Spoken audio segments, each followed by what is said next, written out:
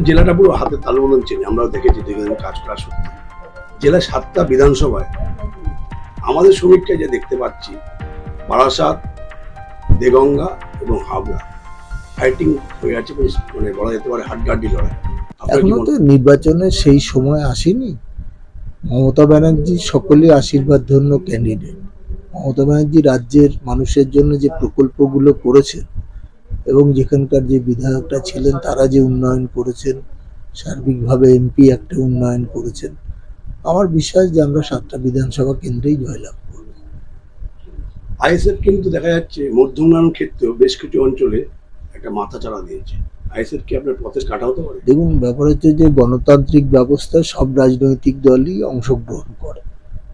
আমি কোথাও পথের কাঁটাটা দেখছি না। আমার মনে হচ্ছে যে পথে ফুলই আছে, কাঁটা কম।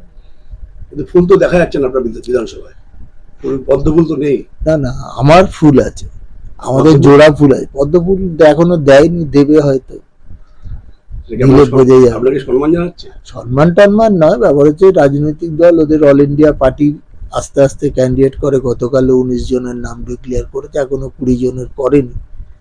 আশা করছি তাড়াতাড়ি নিশ্চয়ই হবে।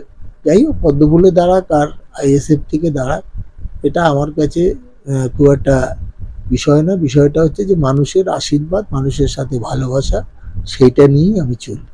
কিছু কিছু জায়গায় দেখা যাচ্ছে নিজেদের মধ্যে গোষ্ঠী কোন্দল, এটা কি থামানো যাবে? না, দেখুন, গোষ্ঠী কোন্দল আপনারা যেটা বলছেন আমি অন্তত দেখিনি। তবে হ্যাঁ, নিশ্চয়ই ক্ষোভ বিক্ষোভ থাকতে পারে। সেই ক্ষোভ বিক্ষোভ নিরসন করবার জন্য আমরা যথেষ্ট সচেষ্ট আছি।